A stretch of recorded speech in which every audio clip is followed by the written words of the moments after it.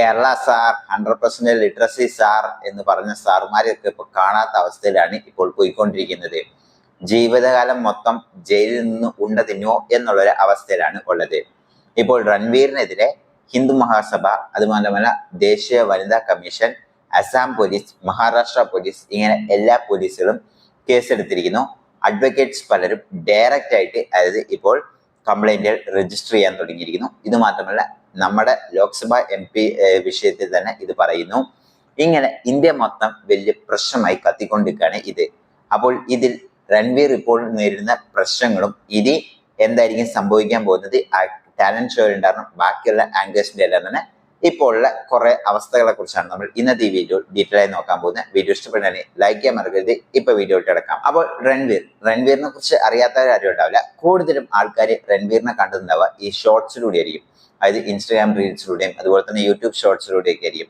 Famous ആയ വലിയ വലിയ മിനിസ്റ്റേഴ്സിനെല്ലാം പോഡ്കാസ്റ്റിലോട്ട് കൊണ്ടുവന്ന് അവരുമായിട്ട് ഡിസ്കസ് ചെയ്ത് പല കാര്യങ്ങളും, അതായത് ജനങ്ങൾക്ക് പൊതുവെ തോന്നുന്ന ഡൗട്ടുകളെല്ലാം തന്നെ ഡയറക്റ്റായി അവരോട് ചോദിച്ചുകൊണ്ട് അങ്ങനെ വളരെ ഫേമസ് ആയ ഒരു വ്യക്തിയാണ്. ഇത് മാത്രമല്ല 2022-24 ആ ഒരു കാലഘട്ടങ്ങളിൽ ഏഷ്യയിലെ മോസ്റ്റ് റിച്ചസ്റ്റ് ഇൻഫ്ലുവൻസേഴ്സ് ലിസ്റ്റിൽ ഏഷ്യയിലെ കേട്ടോ, ഇന്ത്യയിലല്ല ഏഷ്യയിലെ ഇതേ രൺവീറും ഒരാളാണ്. അതായത് ഫോബ്സിന്റെ അടിസ്ഥാന കണക്കനുസരിച്ച് ഏകദേശം 35 ലക്ഷം രൂപ പ്രതിമാസം കിട്ടും എന്നാണ് പ്രതീക്ഷിക്കുന്നത്. അതായത് രൺവീറിന്റെ എല്ലാ ബിസിനസ്സും യൂട്യൂബ് റവന്യൂ, ആഡ് റവന്യൂ എല്ലാം കൂടെ കൂട്ടിയിട്ട് ഒരു മാസം ആവറേജ് 35 ലക്ഷമെങ്കിലും സമ്പാദിക്കുന്ന ഒരു യൂട്യൂബറാണ്. ഇത് മാത്രമല്ല നാഷണൽ ക്രിയേറ്റർ അക്കാഡമി അവാർഡിന്റെ അതായത് ഡയറക്റ്റ് ആയിട്ട് പ്രൈം മിനിസ്റ്ററിന്റെ കയ്യിൽ നിന്ന് അവാർഡ് വാങ്ങിയ ഒരു വ്യക്തിയും കൂടിയാണ് രൺവീർ. അപ്പോൾ രൺവീറിനെ കുറിച്ച് കുറച്ചു കാലം മുമ്പ് അവരുടെ പേരൻസ് പറഞ്ഞൊരു കാര്യമുണ്ടായിരുന്നു. അതായത് ഇങ്ങനെ ഒരു മോൻ ഉണ്ടായാൽ എനിക്ക് വളരെ അഭിമാനമാണ്, അത്രമാത്രം വലിയ പ്രൗഡാണ് രൺവീർ ഞാൻ കൊണ്ടാക്കിയിരുന്നത് എന്നൊക്കെ പറഞ്ഞ് രൺവീറിനെ കുറിച്ച് എവിടെ നോക്കിയാലും പോസിറ്റിവിറ്റി ആയിരുന്നു. കൂടുതലും അതായത് റൈറ്റ് വിങ് പൊളിറ്റിക്സിനെയും ലെഫ്റ്റ് വിങ് പൊളിറ്റിക്സിനെയും ഒരുമിച്ച് മാനേജ് ചെയ്ത് ബിസിനസ് നല്ല രീതിയിൽ കൊണ്ടുപോകാൻ അറിയുന്ന ഒരു ക്രിയേറ്ററും കൂടിയാണ് രൺവീർ എന്ന് പറയുന്നത്. അതായത് ഇത്രയും ദിവസം അതായത് ഈ ഒരു ഇൻസിഡന്റിന് മുന്നേ വരെ രണ്ട് വലിയ പ്രധാന അതായത് കോൺട്രവേഴ്സിയിലാണ് രൺവീർ പോയി പെട്ടിരിക്കുന്നത്. ഒന്ന് വന്നിട്ട് 2021 ഇതേപോലെ ഒരു സ്ത്രീകൾ കുർത്തി ധരിക്കുന്നത് ആ ഒരു കോൺട്രവേഴ്സിയിൽ പെട്ടിട്ടുണ്ടായിരുന്നു. അതുപോലെ തന്നെ കേരള വിഷയത്തിൽ ഇതിനു മുമ്പ് ഒരു വട്ടം കൂടെ പെട്ടിട്ടുണ്ട്. അപ്പോൾ ഇതെല്ലാം തന്നെ രൺവീറിന് കോൺട്രവേഴ്സി ഉണ്ട്, പക്ഷെ അതെല്ലാം തന്നെ കൃത്യമായി മാനേജ് ചെയ്ത് മുന്നോട്ട് പോകാൻ പറയുന്ന ഒരു നല്ല യൂട്യൂബർ തന്നെയായിരുന്നു രൺവീർ എന്ന് പറയുന്നത്. അപ്പോൾ അങ്ങനെ നിൽക്കുമ്പോഴാണ് ഇന്ത്യ ഗോട്ട് ലാറ്റൻ എന്ന് പറയുന്ന ആ ഒരു പരിപാടി നടത്തുന്നത്. അത് യൂട്യൂബിൽ ഒരാളെ കൊണ്ടുവന്ന് അവരെ പരമാവധി അതായത് അബ്യൂസ് ചെയ്തുകൊണ്ടും അതുപോലെ തന്നെ ഹേറ്റ് സ്പീച്ചും അതുപോലെ തന്നെ നെഗറ്റീവ് കമന്റ്സുകളും അതുപോലെ തന്നെ വൾഗറായ കമന്റ് എല്ലാം കൂടെ പറഞ്ഞുകൊണ്ട് എങ്ങനെയൊക്കെ അവരെ കളിയാക്കാൻ പറ്റുമോ, മോക്ക് ചെയ്യാൻ പറ്റുമോ ആ ഒരു രീതിയിലാണ് ഈ ഷോ കൊണ്ടുവരുന്നത്. അപ്പോൾ ഇതിൽ രൺവീറിനെ എല്ലാവർക്കും കൂടുതലും അറിയാവുന്ന, കാരണം 8 മില്യൺ ഫോളോവേഴ്സോളമുള്ള ഏകദേശം നല്ല ഒരു ക്രിയേറ്ററും കൂടിയാണ്. അപ്പോൾ അങ്ങനെ ഇരിക്കുന്നതാണ് രൺവീർ അശ്ലീലമായ കാര്യം പറയുന്നത്.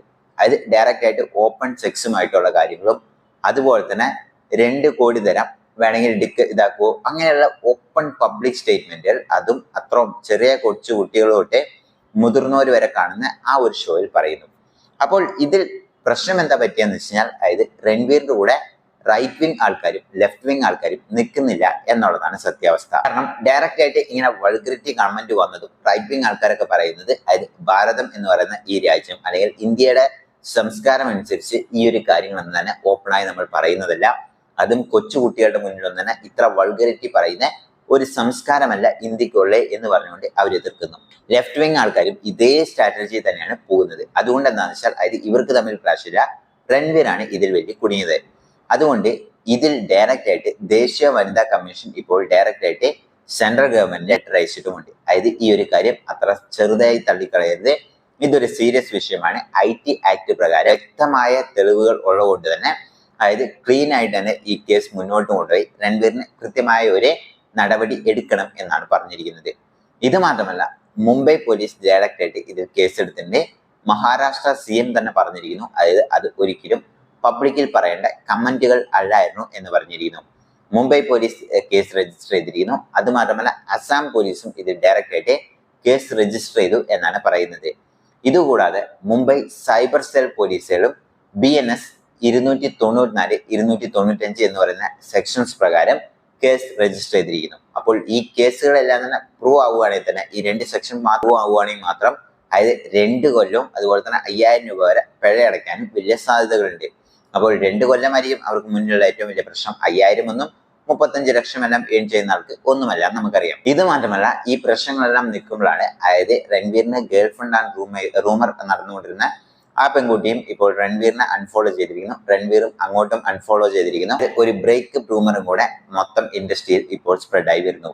ഇങ്ങനെ ആകെ മൊത്തം നോക്കുകയാണെങ്കിൽ രൺവീറും അതിന്റെ കൂടെ ഷോ ഹോസ്റ്റ് ചെയ്ത ആൾക്കാരും ബാക്കി എല്ലാവർക്കെതിരെയും കേസ് ഇപ്പോൾ ഉയർന്നു വന്നിരിക്കുന്നു. അത് മാത്രമല്ല ആ ഒരു ഷോയിൽ തന്നെ ഒരു പെൺകുട്ടി ഉണ്ടായിരുന്നു. അപ്പോൾ ആ പെൺകുട്ടിക്കെതിരെയും കേസുകൾ എടുക്കണം എന്ന് പറഞ്ഞുകൊണ്ടാണ് ഇപ്പോൾ സോഷ്യൽ മീഡിയയിലെല്ലാം നടക്കുന്നത്. കാരണം ഒരു സ്ത്രീനെ പബ്ലിക് സ്ഥലത്ത് വെച്ച് ഇങ്ങനെ അപമാനിക്കുമ്പോൾ മറ്റൊരു സ്ത്രീ അതിനെ ചോദിക്കുന്നതിന് പകരം അത് കേട്ട് ചിരിച്ചുകൊണ്ടിരിക്കുകയായിരുന്നു എന്നാണ് പറയുന്നത്. ഇങ്ങനെ ആകെ മൊത്തം ആ ഷോയിലുള്ള എല്ലാവരും കേരള സാർ 100% ലിറ്ററസി സാർ എന്നൊക്കെ പറഞ്ഞവര് ഇപ്പോൾ പുറത്ത് തല പോലും കാണിക്കാത്ത അവസ്ഥയിലോട്ടാണ് വന്നിരിക്കുന്നത്. അത് മാത്രമല്ല ഇവരുടെ കമന്റ് സെക്ഷൻസ് എല്ലാം തന്നെ ശക്തമായ തെറിവിളികളും അതുപോലെ തന്നെ അബ്യൂസ്മെന്റിലൂടെയാണ് ഇവർ പോയിക്കൊണ്ടിരിക്കുന്നത്.